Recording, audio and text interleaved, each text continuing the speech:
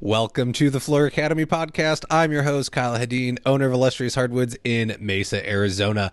With me this week, I am joined by Beth Miller and Paul Treanor. Beth is with BNP Media, as she works with Floor Covering Installer Magazine and Floor Trends Magazine. Paul Treanor is with Informa, who owns the International Surface Event, which is held annually in Las Vegas. If you're not attending the event, you definitely need to. And if you're not reading Floor Trends and Floor Covering Installer Magazine, you definitely need to, because you at least need to be getting Floor Covering Installer and heading on over there and reading the Floor Academy briefing. All right. If you're into this show, go check out the articles that come out every month over there in that magazine. But what we're talking about this week is the National Installer of the Year competition. In 2019, this competition was reborn. It was something in the past that was happening, and it grew. There was regional competitions, all kinds of cool stuff was happening with it. I don't know what happened. It kind of fell apart. In 2019, it got revived, and from like a handful of entries, it's now grown. We're in 2023, and we're back to having regional competitions because there's so many entrants that we need to whittle it down. But why is this thing important? Man, I got an ego as an installer, and I know you as a tradesperson probably have an ego. I mean, you make this world go round. Without you, the society, your communities, they don't function. You are building the things that allow us to accomplish what we need to in our life, whether it's our house, our flooring, our plumbing, the walls around us, car, I don't care what it is, right? Like, you're doing something that makes a difference in this world, and you can't help but have a little bit of ego behind what you're doing with your work and how important it is. Why not take that and show it off to the world and go for claiming you're the best, right? You are the installer of the year. And so this competition needs more growth. I want to help bring some, like a bigger audience to it. Bring I can't think of the word, right? I don't know what I'm trying to say. It needs to get noticed more. More popularity. I can't think of the word. Whatever. We're moving on. Higher profile? Sure, that'll work. It definitely needs more people interested in it, from not only like, I don't know a retailer that wouldn't want to be able to claim to their clients that they have the installer of the year, right? Or you as a business owner, if you're an owner operator running an installation firm, why would you not want to say that you were installer of the year, or you have an installer of the year, right? Like, bragging rights, that is marketing gold for you. So we're going to dig into this, where it's come from, where it's going, why we need to get more manufacturers and industry involvement in it to really make this thing what it should be. We want to make trade sexy again. This is one way to help make the floor covering trade sexy again. If you're into what we're going to talk about here in just a minute, that's why Floor Academy Podcast is here. Every week, we're diving into different topics to help you move your business forward. I want to help you get the systems and processes in place to help you not only run your company more efficiently, but more profitably. And we're always looking for creative ways to do that. And that's where this competition fits in, right? Again, how could you use this creatively to market your company and the trade to help grow it? We do have an installation crisis, folks. Check out flooracademypod.com. All kinds of cool tools over there for you, from the file section to getting involved in accountability and business therapy groups. Let alone, we got a store so you can get your swag. If you're going to go to Surfaces, you need a Floor Academy fanny pack. Where else are you going to put all the swag that you get from the vendors there, right? You got to have a place to shove it.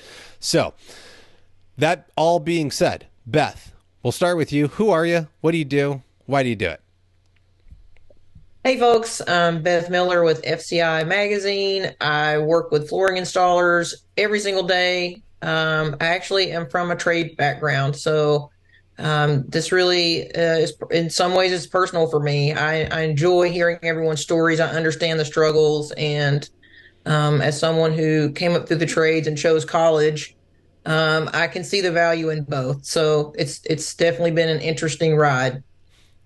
And if she's got a great series coming out as like, what you're I don't even know your official title, and I deal with you all the time, but like, you're like the big editor over there for I'm the FCI, managing editor. There you go. Yeah. So she's got a great series going on this year. Like, if you have been in the industry for a while and your family has a legacy, she's been interviewing folks each month about like what their legacy in the floor covering industry is. And so if you have a great story, just reach out to Beth, and we'll get her contact info later, but it's all over the website over there at Floor Covering Installer Magazine. But there's been some really great articles and stories being told. So don't miss your opportunity. Look, she's having to like go beg people to do this, and that's it's crazy, right? So if you've got a great story, go share it with her.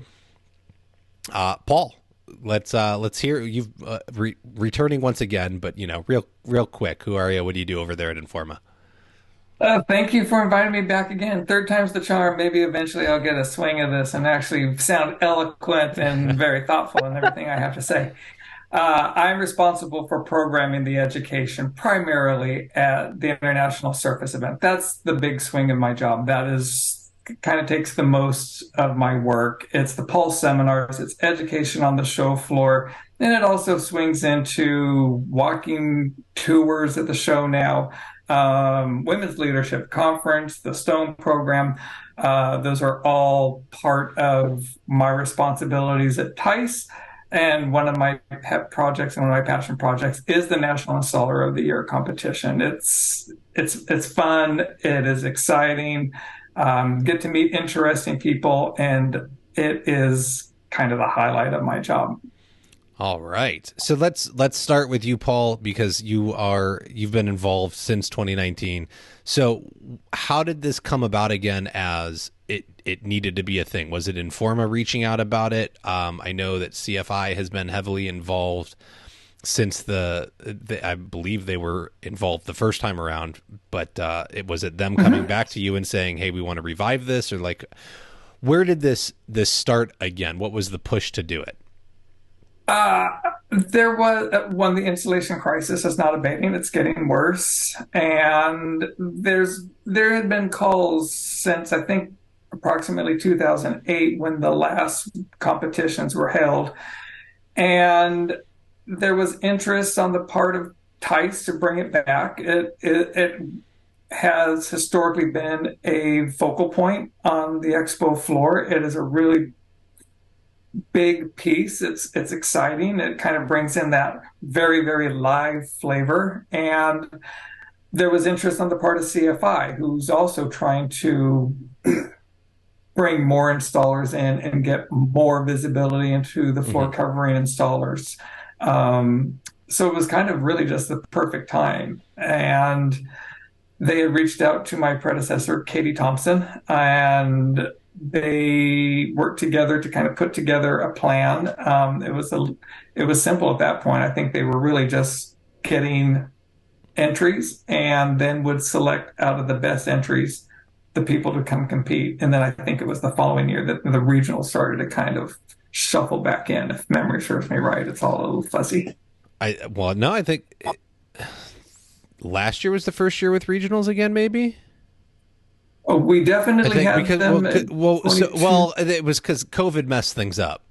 Yeah. And so we called it regionals, but it was at surfaces, and then we had to wait like another 6 months to get, because we had to push surfaces. It was all very screwy. Yes. In that very funny little June show that we had, that everyone that was there gets to say, "Yeah, I was at that show that was held in summer." Yeah, we did have our regional there, and then brought back the nationals. Yeah, so we did the regionals, and then 6 months later we were doing nationals again. So, and it got pushed. We've had a funny history getting this thing going again, and we'll just, those COVID years, man, they're really weird in there. We should just pull them from history. The pandemic. Okay, so we have them reaching out. You have interest. Why besides it being a draw at the show, right? And if this thing does get it is constantly packed over by the installation competition, not just by installers, but the owners of retail stores are over there. The manufacturers are over there. People are just love going over there and watching what these craftsmen and women, hopefully more, do attend. We've had one, but they go over there and they love watching what's happening, and it doesn't happen fast, folks. This is a slow moving process. It's not like these things get banged out in one day. They get two days to do it. and it takes them a minute. Like it doesn't happen very quickly, and it's only a 10 by 10 box at most, if not 8 by 8. It's pretty tiny. But what's Informa's draw to getting it, other than, hey, we can kind of draw some attention to it? What's the interest and push for you guys to be involved? It is wholeheartedly just putting more emphasis back on floor covering installers. It's kind of one of the few pieces that you could produce in a live format. A retailer really couldn't have a sales contest. I guess you probably could. We could think about it. It's probably not going to be as exciting. There's not going to be as much to watch, or maybe merchandising a show floor.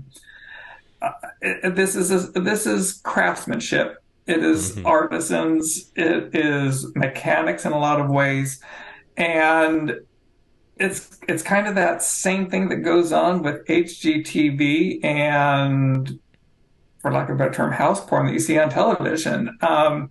People like to watch these things kind of build up and come to life, and we're going to get better in 2024. That this year we're actually planning on showing you what the end goal is to be, and here's kind of what the work is supposed to be, because we've heard it time and again, we're finally getting smart, is showing the people that are standing on that catwalk, what is this supposed to look like? And instead of just kind of having to wait and see people kind of putting a jigsaw puzzle together and it kind of comes to life.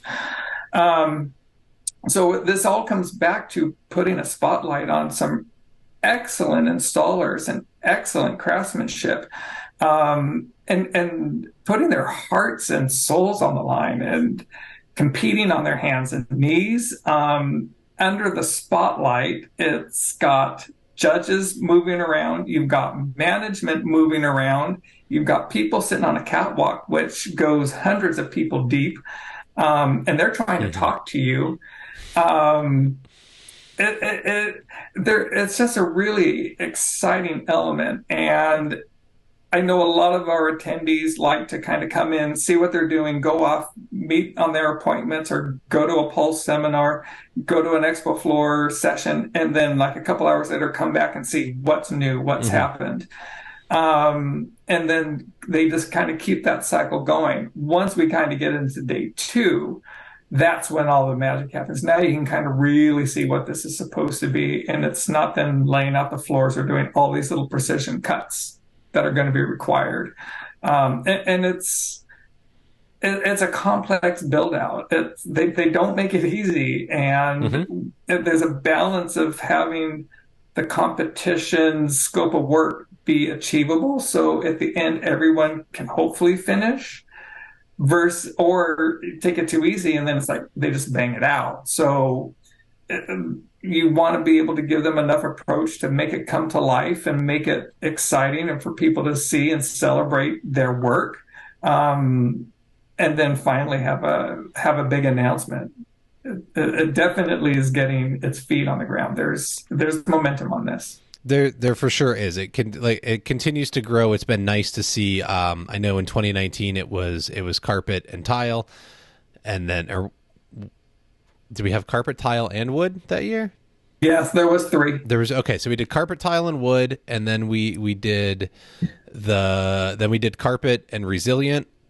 Yep. And then we've done carpet and wood again, and now this year we have carpet and we have LVP, which is still technically resilient, but we'll make sure that it's not a sheet good. We're doing actual glue down vinyl plank.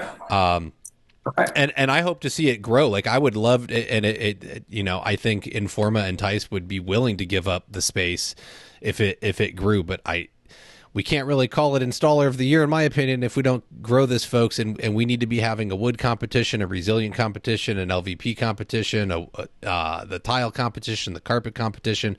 They all need to be going down every year. There needs to be a new king or queen of this happening, so that we're really getting people motivated and drawing in the best talent from across the country consistently.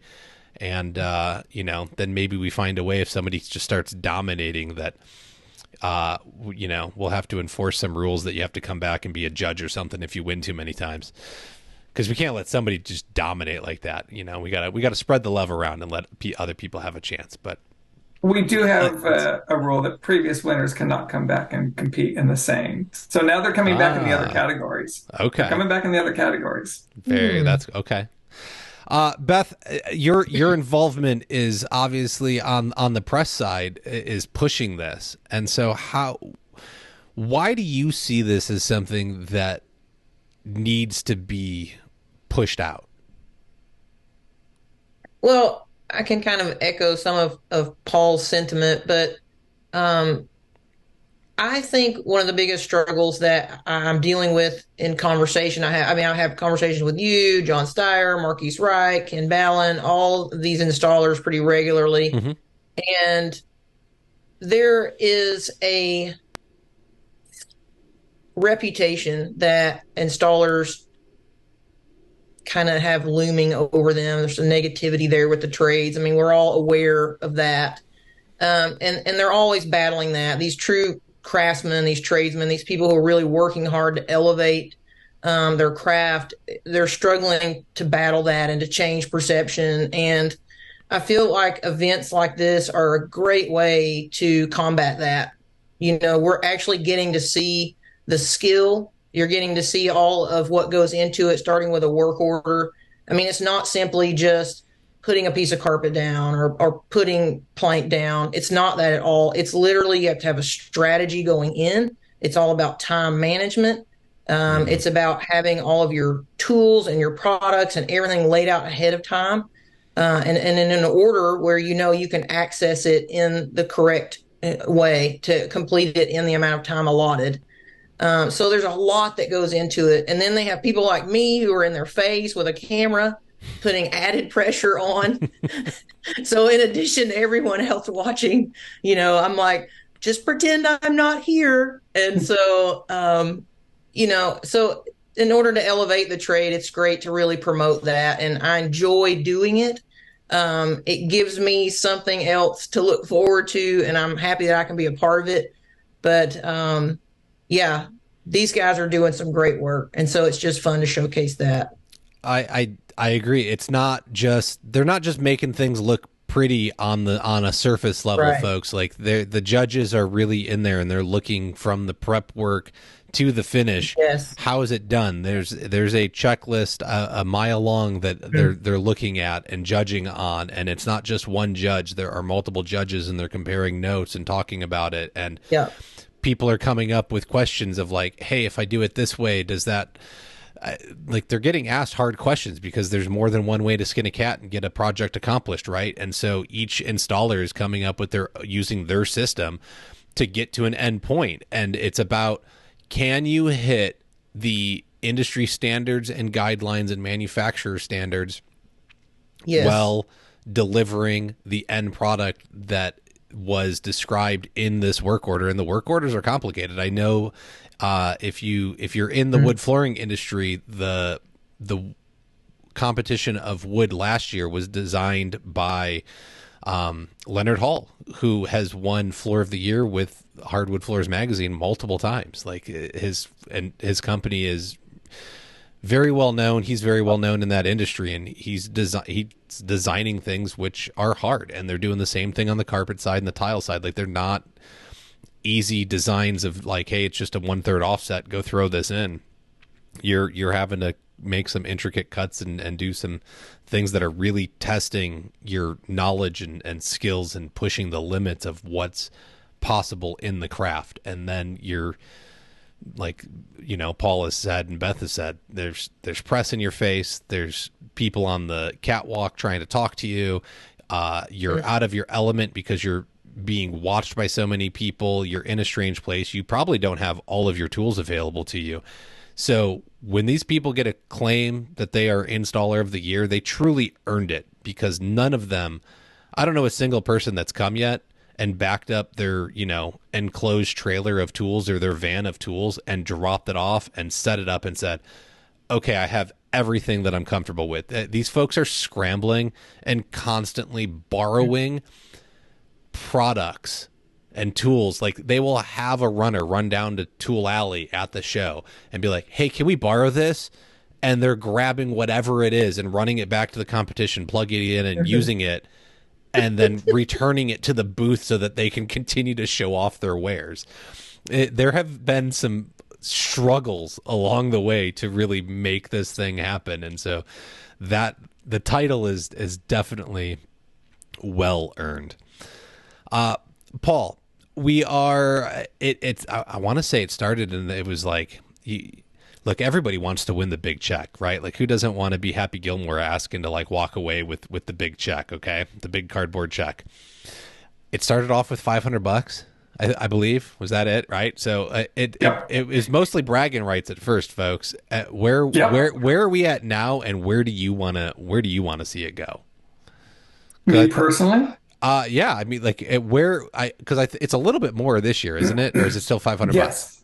Yes. So, just to explain, I live in Los Angeles, and everything in my dreams and my hopes is always Hollywood style. So I see like $25,000 and more. I mean, that's what I want, and I asked for it, and probably not going to get it, but it worked this year because we're going from we started with bragging rights, went to $500, and then it became everybody got $500.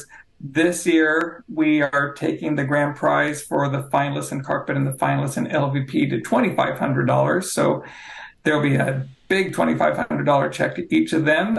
And we are also understanding that, and I think that's probably one of the pain points, is to participate in the regionals and definitely in the nationals when you're going for multiple days, is you're having to be away from your family. You're having to be away from your business. It's taking money out of your pocket. So we are doing stipends for each one of our regional competitors, and each of them will receive $200.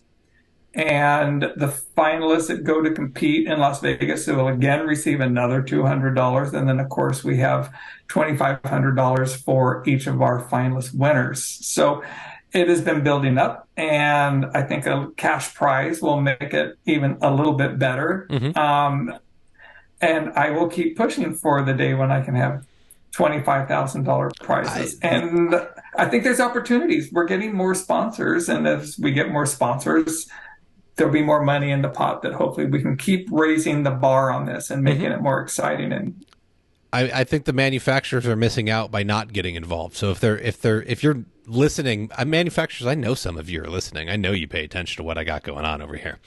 So not only can you reach out to me for sponsorship, but this is definitely something you should be looking at. You know, getting creative. Like, I would love to see a company that makes trailers get on board, right? Like, what contractor doesn't need a trailer? Or can we get, Ram or Ford or somebody involved and get a brand new van on the line and put that up? Can we get a new toolbox of tools from one of the tool manufacturers? Folks, like, the bigger you make this, the more people we're going to be able to draw in with it. And it's all for the good of the industry. Okay. Everybody needs to step up and support this. If you want to bring exposure to our trade, this is one way to do it. Is sadly, and I think we can get Beth's opinion on this, but it's just not publicized well. And it's very disappointing that I feel that they have to pull teeth to get entrance. And while it's getting better every year, it shouldn't be this hard for us to promote this event and put it out there and draw attention to it. There are way too many installers nationwide that have skills that don't even know this is happening. And so there is a lot of room for growth here. And the more people we get involved, the more attractive it will become to potential sponsors to get involved. I mean, not to draw attention to another show, but like World of Concrete is generally right before Tice every year. And they've got bricklaying competitions going on over there. And there is tons of money and tools on the line. And it's no different. It's the same competition, right? It's who does it the best this year. So why are we any different, right? But it's our industry not bringing attention to it. There's people reading about this in magazines and retail store owners, but then how much attention, they might read about it, but are you actually bringing it to your crews and encouraging them to enter? Do you have somebody that's doing really high level work for you that you can push to do it? And it, like, do they have the competency, right? And if they don't have the competency, what does that say about the business you're running and the people you're working with, right? Like, if you don't believe your installers have the competency to compete in this competition, you might want to go encourage them to get a little bit better and meet the standards here, because that would really concern me. But Beth, what do you see from your side about being able to kind of promote it and grow it and get it exposed, and the like lack of maybe interest from the industry so far? Oh gosh. You know, I just had a conversation with Roland Thompson about this, and um, he admitted that he seems like the industry overall is just really hyper focused this year on training and education. And even in that realm, you know, the advertising just isn't quite there. Everyone's just in their go mode and just trying to get it done. And I feel like the marketing side is a bit of an afterthought. Not to say that it won't come, but really everyone just needs to lay the groundwork, uh, figure out where they're headed, and then go from there. And then the other side of that is the retailers, manufacturers. Again, I just think it's an afterthought. I just don't think everyone has the time to devote to something they don't consider a priority.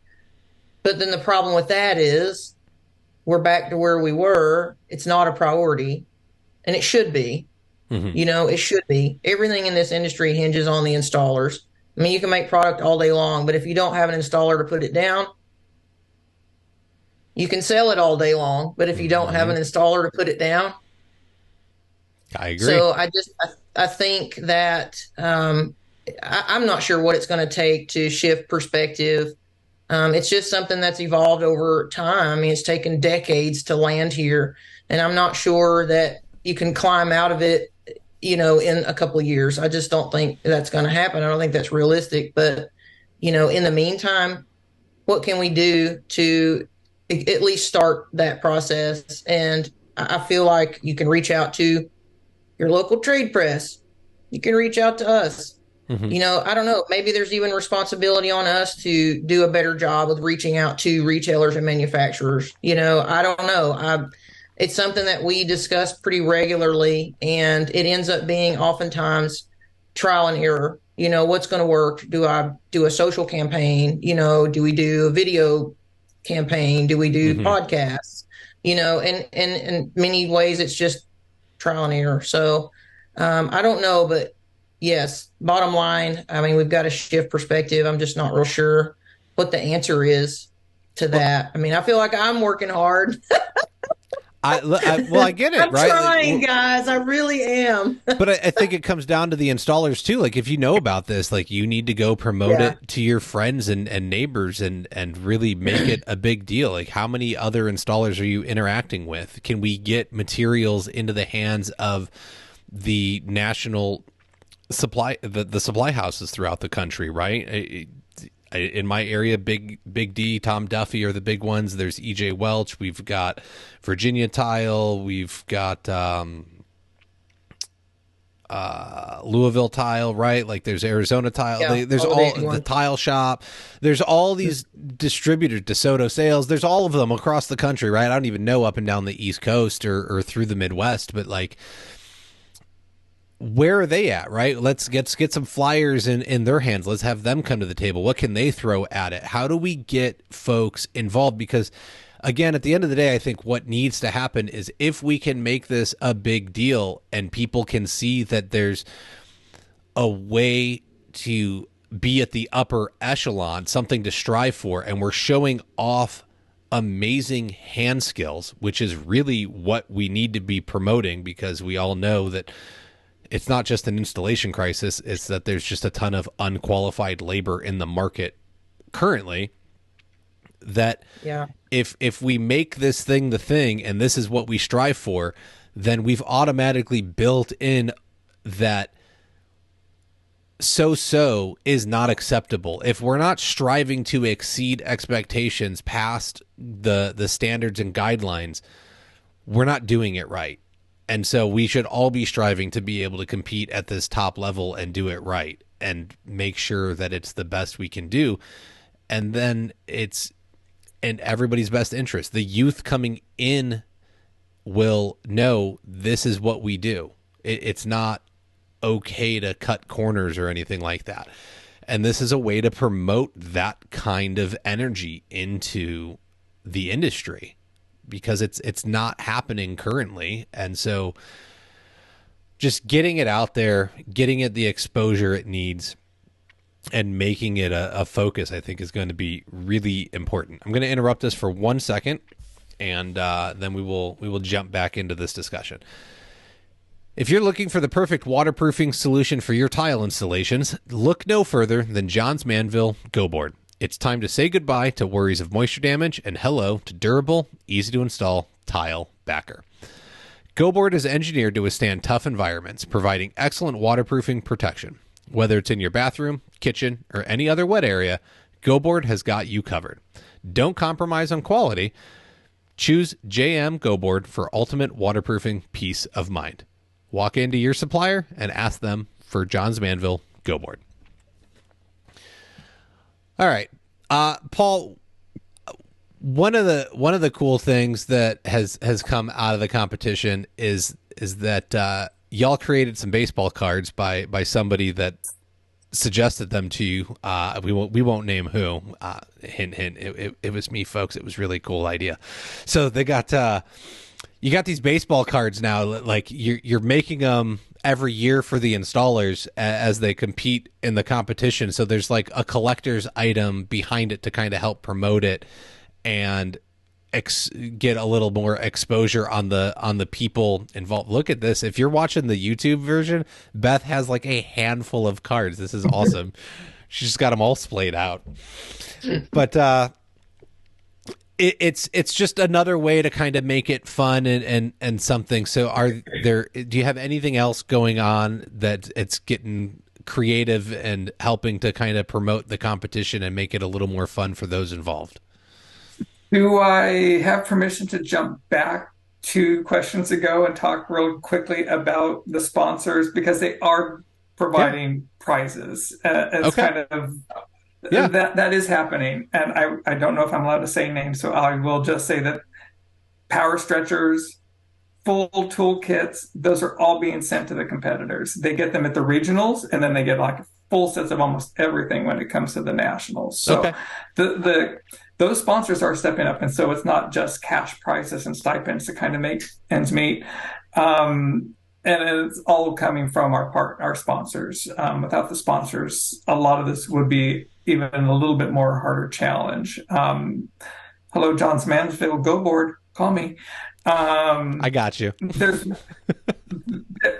There's opportunities there, and the CFI, who is essentially managing this. Each one of the cities that we're having our regionals, from Baltimore, we just wrapped up the Bay Area and San Leandro this past weekend.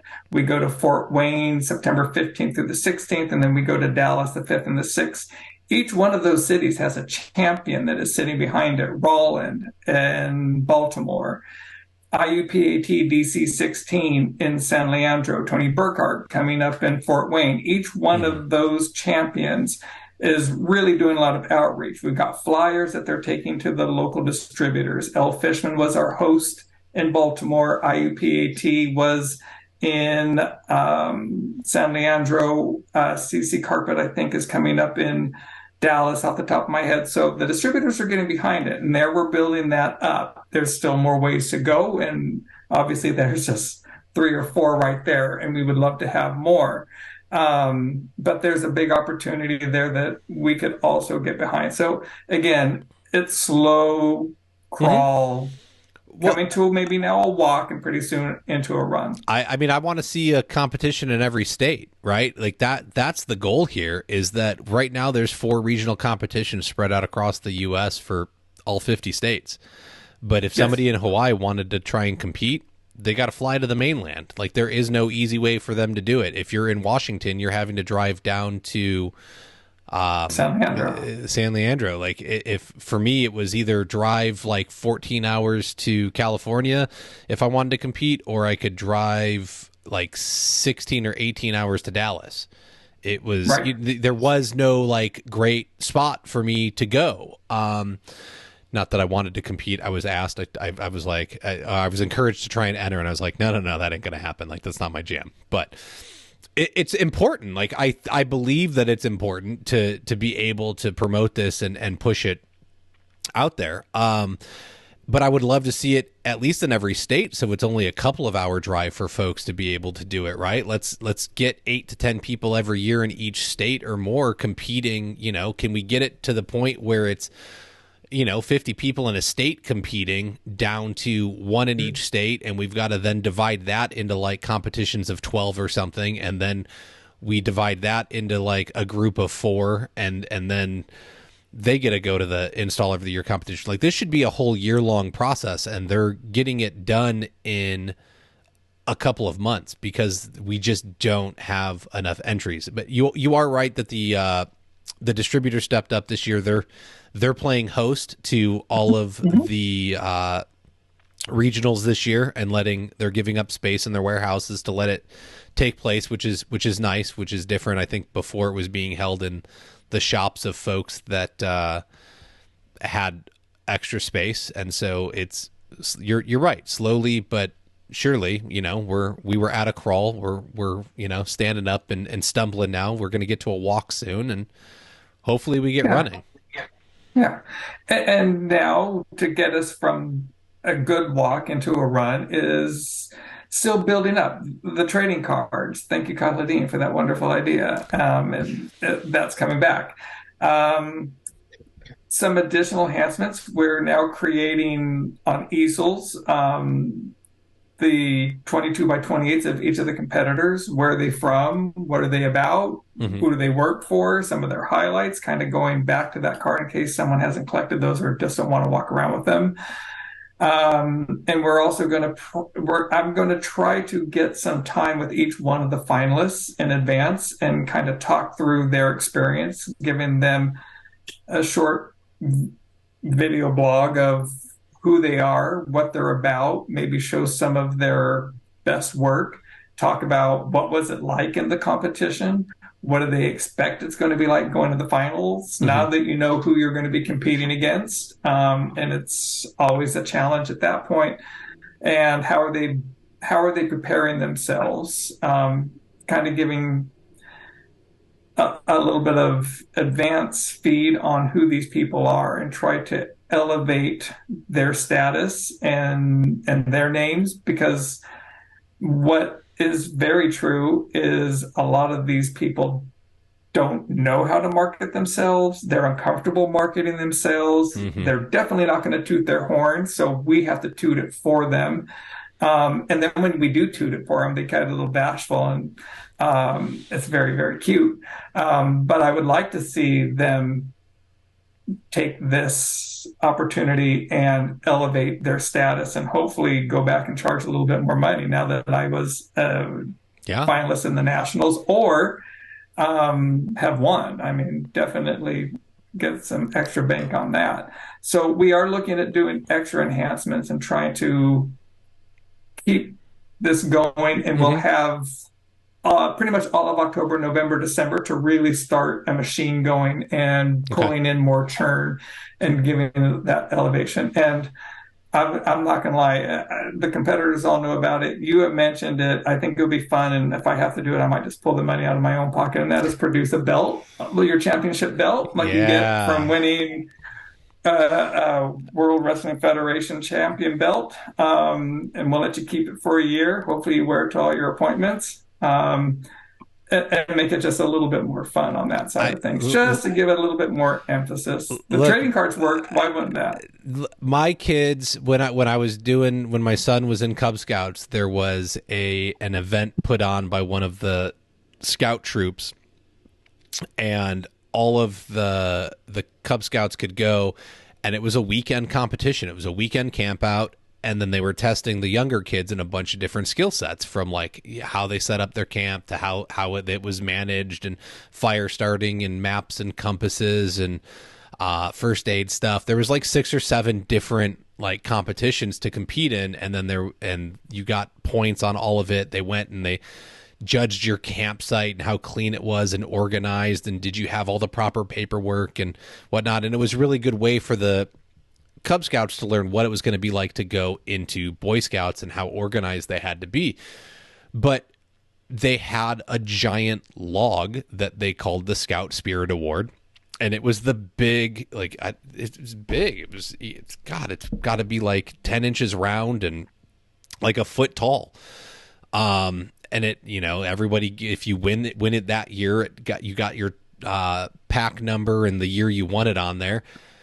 And I was like, man, I want to win that for my kids. Like, I was like, I wanted it, right? Like, but I got them excited about it, and we went. And the first year we went, it was just me and another guy, and we took our 2 kids up there to go check it out and see what it was all about. And we were like, all right, this is really cool. Like, we got to go back and we got to do this.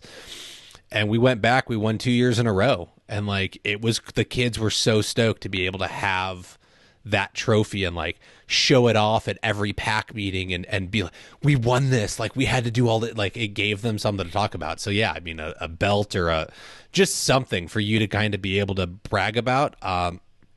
One of the hardwood floor groups online does their own like floor of the year competition. And their gimmick is that the winner of the previous year has to make that year's winner the trophy. And so like each year the trophy is customized by like, it's just different, right? Like somebody has to literally create it and then send it off to the guy. So there's all kinds of like fun gimmicks that we could do, but to just have something that's goofy to like, hey, like, look, I'm the champion, I'm the winner, I think is a great idea. And look, if you're too embarrassed, and I get it, we're contractors, we're not always great at marketing, hit me up. I will gladly help you find a way to like put this thing out there and make this like put it out to your community and help you brag on yourself. Okay. I love coming up with marketing stuff. And so I would be glad to help you like publicize it and help you use it to push your business a little bit further. Beth, what do you see on your side? Did you interview anybody from last year's competition after winning? Is that like a column that happens in the magazine? So we interview, who did we interview? Yeah, I did interview a couple folks. I was really more, let's see, who was the wood winner last year? Oh, this gosh. On the spot. You can see we don't prep for this show, folks. This is all real. Who was the winner last year, Paul? The wood. It was. I can see his face. It's just Hugo won carpet, and he's we did the regionals. Like, who was the winner at the St. Louis regional for wood? that was one that I was not there at. I know, but I can't. Well, okay, but I mean, you're helping promote him and get him out there, right? You're giving him. We are doing interviews. Yeah, we interviewed not just winners, but like participants. And I think what we really did last year was we focused on the winner for each category at the regional, because I did 2 of the 3, and so I was there on site interviewing people. Yeah, I'm pretty sure that's what I did. And what do you find from like when you're talking to them and their experience about doing it and why they're doing it? Why are they showing up? Like, what is making the draw happen? Well, some of them were made to show up. I'm kidding. No, she's not. So, really, overall, it's just, and I'll use. I'm blanking on names, you guys. God, I'm terrible at this. A lot of them show up really just to showcase. We'll talk about hardwood guys. I mean, there is an enormous level of pride in hardwood. And I'm not going to say it's not in every category, but it just seems, I'm not sure what it is about hardwood, but there's just and Kyle, you probably would know better than I, since you do hardwood, but there's just this huge level of pride. I mean, look at Lenny Hall, look at all these guys who come out. It's a true craft. They really want to be viewed as artisans. And so for them, it's Hmm. a real opportunity to showcase that work and to really emphasize that aspect of the industry, not just, it's just installation. We don't want you to look at it like, oh, it's just a floor going down. There's a thought process that goes into a design, whatever elements are going into the flooring. It's an enormous process. It's basically an art Hmm. palette, that they're working with. And, that's how they want to be viewed as an artist. They don't really want to be looked at as just an installer. It's blood, So sweat, so and there's tears goes that. into it. They're Yeah, fighting for that right to be able to say, I'm an artist, I'm a craftsman, I'm an artisan. I love it. Whatever you prefer. And you could go back. I mean, the second episode of this show ever recorded, it falls in line with the first one, as I'm talking with Alan Lewis and Ken Ballin. And first we talk about the importance of certifications, but the second thing we talk about is their participation in the 2019 competition from the tile category, and kind of how that went and why they did it, and why it's important. And then I know that in 2020, I interviewed a couple of the winners or participants from that competition as well. And so if you're looking to hear like why folks are doing it or what their experience was like, because you're kind of on the edge of your seat and you don't know if you want to get involved or not, like, go listen to those episodes. And you can hear from folks that have done it, or reach out to Crystal Sims. She was just on with Shannon Vogel, and she was a former participant. Show up and talk with the folks that are there. They're going to point you to who's done it, who hasn't. They're the folks at the end of the day are more than willing to talk. Like, that's one of the reasons to just attend TICE in general. Look, again, don't hate me, Paul and Michelle. I love that I can go and learn about products, and that's really what the manufacturers and distributors are there for, is to show off all their wares. For me, I want to go talk to people, because all of my friends and potential new friends are in one place, gathered in one area, and it's really easy to just go connect with like-minded individuals, and you never know what you're going to learn. And so if the only reason that I can tell you to show up, besides like, great, you're going to learn what's going on in the industry for the next year, right? You're going to see all the new stuff. That's awesome. What you can learn from somebody while you're there, the friendship you can make, that connection, that will pay dividends for years and years to come. Not that you shouldn't stay on top of what's happening in the industry, but the connections you make are so important. That is the reason to go to this show. And so you can go find these individuals, and you might see somebody at the competition doing a technique that you've never seen before. You can pull them aside, you can ask them about that, right? You can go find somebody and talk business strategies with them. You can sit down and talk about how people are marketing different products they see, right? And you get these opportunities to have conversations that you may not normally have in your market. But if you're just having these conversations in your market, you're only getting one side of it. I love hearing about how somebody on the East Coast does something versus how they do it on the West Coast. And again, at the installation competition, you're going to see this stuff, because everyone's coming from all over the country, that no two people have ever installed the module the same.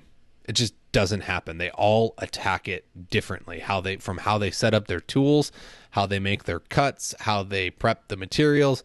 Everyone has a different system, and you can sit there and start seeing how different areas of the country interact with the installations differently, and it's very, very intriguing.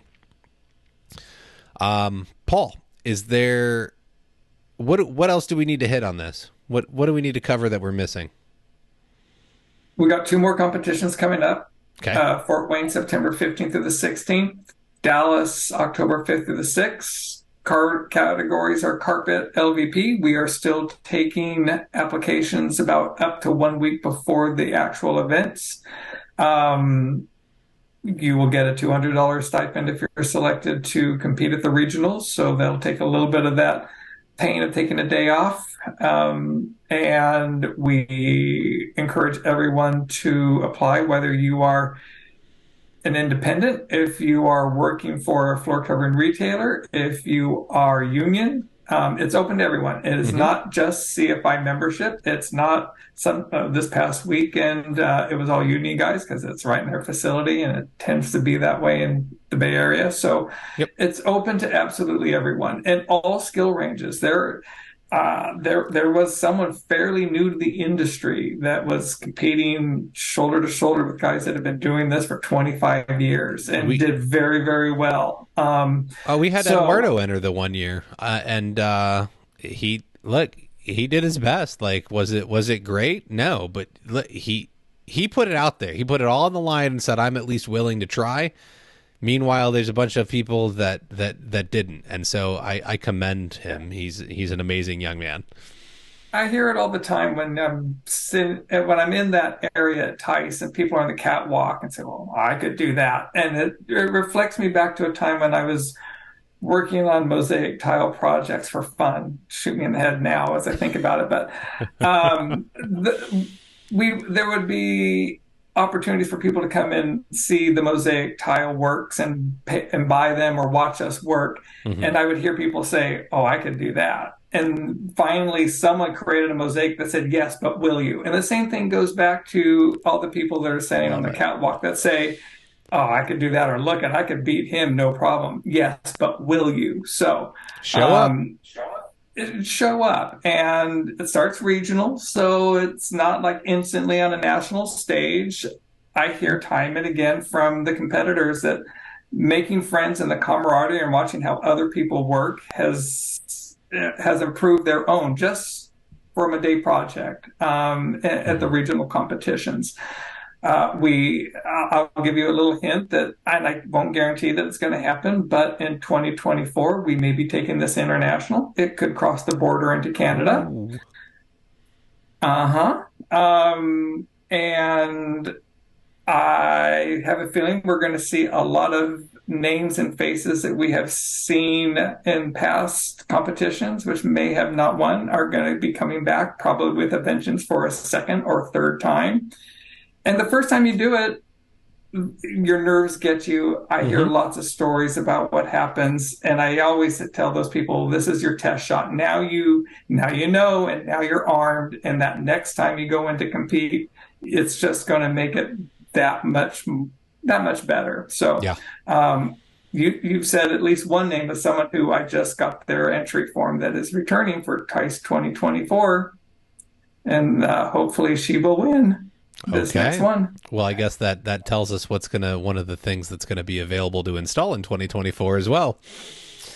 So, if we open it up to Canada, are we gonna say, do we need to open it up to Mexico and call it the North American Installer of the Year? If we're gonna change the name here. Well, this is the walk part. Let's walk. Okay, fine. And I have. There's been outreach that there is interest of taking this across the pond, but let's get North America going before we take it across the pond. I know the United Kingdom does a really good job of promoting some installation competitions over there, and so I definitely think that even if we could get, maybe there's something in just reaching out to them, and maybe we take our installer of the year and put them up against their installer of the year in a couple of different categories and have a little fun with that and see what we can do. Right. So yeah. I definitely think there's some fun things happening. As we've said, folks, this whole time, it's growing, but we need your help to make it bigger. This is where we can all step up. And if you don't want to compete because that's not your thing, you don't want to put your ego on the line because that's not how you feel about it, but you can promote it, right? This helps all of us in the industry promote that we are truly craftsmen and women and that we care and take pride in what we do. Okay. You are all worried and constantly saying, "Oh, the hacks ruin it. They're lowballing and da-da-da." If we start promoting and pushing that this is the level of standard that you have to meet as a bare minimum, then everybody's going to win. So, Beth, what do you got for me? Where do we need to take this? What do we need to do? Or how do we need to help promote it? What do you need from the audience to help you get it out in the magazine? What do you got for me? Honestly, the one thing that I am asked for regularly are updates on training, education, anything related whatsoever. And I feel like this falls into that same category. Absolutely. But it takes people just, you can call me, guys. Pretty much everyone has my phone number. It's on FCI's website. You can call me, text me, email me. Just let me know that things are happening. That's all I need to know. And then I can connect the dots. That's the biggest thing, is just reach out. Reach out to your trade press, guys. But I had one other thought. And that you had talked about the What's My Legacy column, and legacy is a huge part of this. There are families that compete in this. So think about the Lewis family, Crystal, the preferred flooring. We'll just call them the preferred flooring family, because they are that. And so it just keeps getting passed on. And I love to see that, man. And I really look forward to seeing that this year and next year and every year to come. And so I feel like that's another angle, that we should focus on, is there's a level of pride within each family. And so they're not just showing up to test skills. They're showing up to showcase what their family's capable of. And so I just think that's a great story. Well, that's a great point. Okay, so folks, this doesn't just have to be about, again, like I'm always looking for like what's the creative angle, like what's the marketing angle on this. Okay, Beth is talking about literal families right now, right? Like in the Lewis family, it's father and son. In the in the Gonzalez family, it's brothers and sister. But if you own a retail shop, you could be pushing your installers, whether they're subs or employees, to do this, right? Can you keep this in your shop year after year? Can you make your family of installers be the champions? Can they step up and show off and deliver, right? So there's we can look at other ways to define family and what this means, and can you build a local legacy? Even if if you go to nationals and you lose, if you're winning on a regional level consistently and your shop is delivering some of the best installers in your area, man, that is something to write home about and brag about and whatnot. I say it all the time on the show. I am still, and this is very disappointing to me, in a city of 4.5 million people, I am the only certified flooring installer for hardwood, laminate, and luxury vinyl plank. The next closest guy with that certification is 75 miles north of me. In a city of 4.5 million people, I'm the only one that's gone to that CFI certification. We got a bunch of carpet people. There's like 10 or 12 carpet people, which is still like really low numbers. But come on. Like, what can you do with something like that? If I was the regional installer of the year, or I am putting that in every post. I'm putting that on my website. I'm going to talk about it, let alone if I had a big belt or something, right? Like if Paul gets to make the big belt or whatever my trophy is, like I'm going to go show that off, right? I'm going to have my giant check, my belt, the module behind me. And I'm going to I want to promote that. And I get it. We hate self-promotion, but it's for the good of the industry. Your clients are going to love it. You're proud of something you've done and accomplished that is not only making you better, your industry better, but it shows off the pride and care that you take, because you're demonstrating such a high level of proficiency.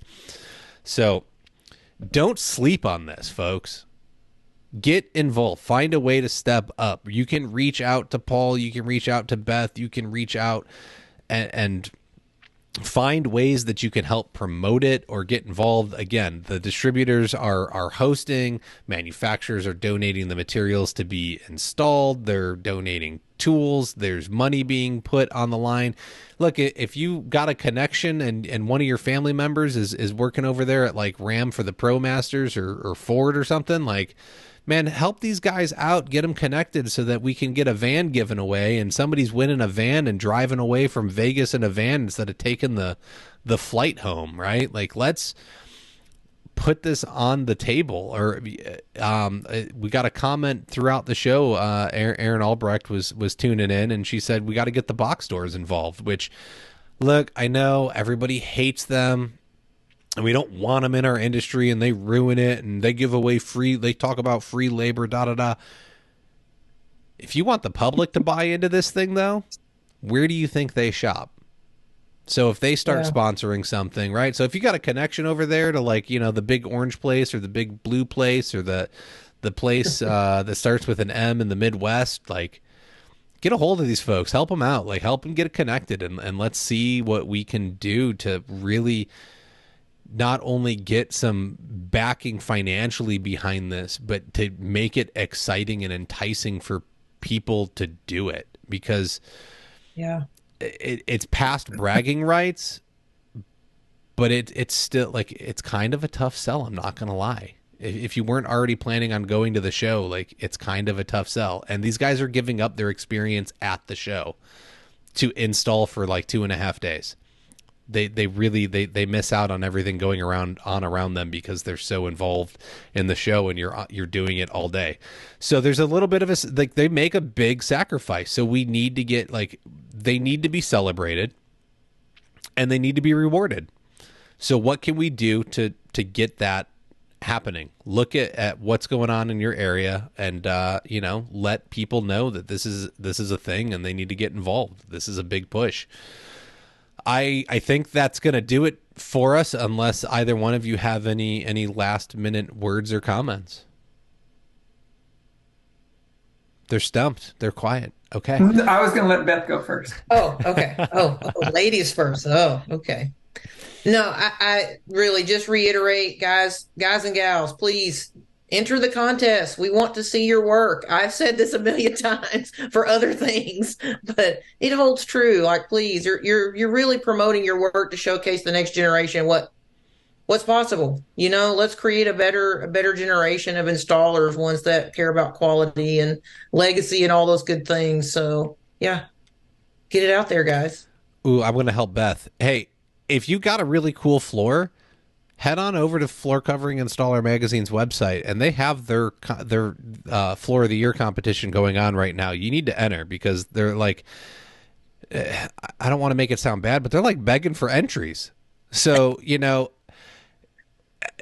well, we have put another, something in. Like, they have entries, but like put something in, right? Because they want to see it. They want to make it a big deal, and there are prizes to be won. So, like, right, it's our first year. That's why we're wanting it to be just bigger and better and awesome. And yeah, QEP Roberts has stepped up to help us out. So there you go. And then there's Taylor. Taylor's been there with us the whole time. So they are actually who pays for the awards. So, and you get a cool plaque. It's a beautiful plaque, actually. I got a lot of photos last year, guys. You know, so yeah. And again, if you don't know how to market it, reach out to me. I will help you market it. I promise. We will come up with something really fun for you. Paul, what do you got for me?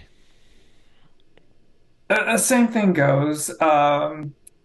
Once you get from the regionals, if you go to the nationals, we're paying airfare, we're paying hotels, and pretty much everyone will probably buy your drinks and your food for you for the rest of it. We're taking care of you while you're competing. Mm-hmm. The evenings are on your own, but there will be more than 100 people that would be more than happy to buy your drinks, because you are putting it all out there on the line. So it is time away. We respect that, but we try to make it as easy as possible, and try to make it as fun as possible. I've never heard anybody say, I will never do that again. God, things stunk. Most everyone very frequently comes back for round two if they did not already win, and take the glory. I know this is a bashful group of people and they don't like to toot their horns, but that's maybe something else we need to do, is just train them to toot their horns and show it off. I was laughing with Leslie from QEP Roberts this weekend that if I got that big crystal trophy, I would have a hat made that I could click onto it, and it would be like just neon lights that I won. I love it. And allow them to come out of their shells and be proud. They are proud of the work, but really take pride in their work. Stand loud, shine out. I couldn't agree more. All right, folks, that's going to do it for us this week. Don't forget to check out flooracademypod.com. Again, you can go to the files section. I've got some great resources over there, from job costing to figuring out your day rate to being able to keep track of your tools for insurance purposes. Head on over to the shop, pick up a shirt or a hoodie. It's going to be cold coming up. It's not super cold in Vegas, but you can look really good in a profit is not a dirty word hoodie. I'll be sporting mine. It's one of my favorite. You can head over and help support the show at patreon.com/Floor Academy. Even $5 a month goes a long way in helping this to continue happening. And honestly, if you can't find $60 worth of value in this show, you are not listening correctly. Go back, try again, take some notes, implement things into your business. And I guarantee that you should easily be able to get at least $600 of value a year out of this show, which means if you can't afford to give me 10%, come on, help me out, right? You're getting so much value over here delivered every week. You can find me pretty much anywhere podcasts are available. Just search Floor Academy and check us out on YouTube. Make sure to subscribe. We're up over 200 subscribers now. It's like 218, 220, I want to say. I'm looking for 1,000. I know all 1,000 of you are out there, man. Just head on over there, click the little subscribe button. It's okay. It's not going to hurt. All right. And then you get the content delivered. Like, it'll give you a little notification when I put a new video up, and you know the new episode is out, and you can watch it and see all the funny faces I make as I record. That's a win right there, right? Start screenshotting it and making memes. All right. That's really a win. Put them in the Floor Academy Facebook group. What else do we have? I think that's going to do it. So we got a quick word from Tice, and we're out of here. Hey, listeners, it's nearing show season again, and I want to remind you that the International Surface event is returning to Las Vegas January 24th through January 26th. And look, there's an education portion on January 23rd. So make sure that when you're signing up, you find those seminars and you sign up for them. Paul, I'm going to have a couple, right? Or at least one, I think. You've got at least one. All right, I got at least one. See, so go sign up for my seminar on the 23rd, right? Come into Vegas early and have fun. Mark your calendars right now. Go put these dates in your calendar. Otherwise, you're not going. I know it, because it's the only way I ever show up is that I put it in my calendar that, like, hey, this week's booked. I can't put anything there. All right. What do we got? You listeners are going to have a great opportunity to register for free once registration opens in September, which, once this episode comes out, 2 days or sometime in September, right? I don't know is it September 1st? I got a guy here. Registration opens? Yeah. Is that what you're asking? Yeah. Registration is supposed to open just after Labor Day. It's probably going to get pushed back a week or two. Go check mid-September, right? Check mid-September. So in a couple weeks from the release of this, right? Okay, so you're gonna go register at Tice, and you're gonna use promo code Kyle. You can't forget it. It's me. Just put KYLE in the box, and then your exhibition pass is free. So whether you're an installer, retailer, distributor, or serve in another capacity within our industry, attending Tice is a solid resource to expand your knowledge and networking base. You can also learn about the newest industry-leading products coming to market, stay up to date with the International Surfaces event page on Facebook, or online at intlsurfaceevent.com. And again, everybody asks, I see it every year. Okay. This promo is going to run for months, and come like middle of January, everyone's going to say, what's a code for Tice? It's Kyle. It's KYLE. It's my name. You can't forget it. All right. Just helping you out. It saves you, I don't know, it's like $60, $70, something like that. The exhibition pass isn't expensive, but you take the money that you saved on the pass, you buy the ticket to get the seminar on Monday with me, and it's a win. It's a total win right there. All right. So we'll catch you in January at the show. Thank you, folks, and we will catch you next week.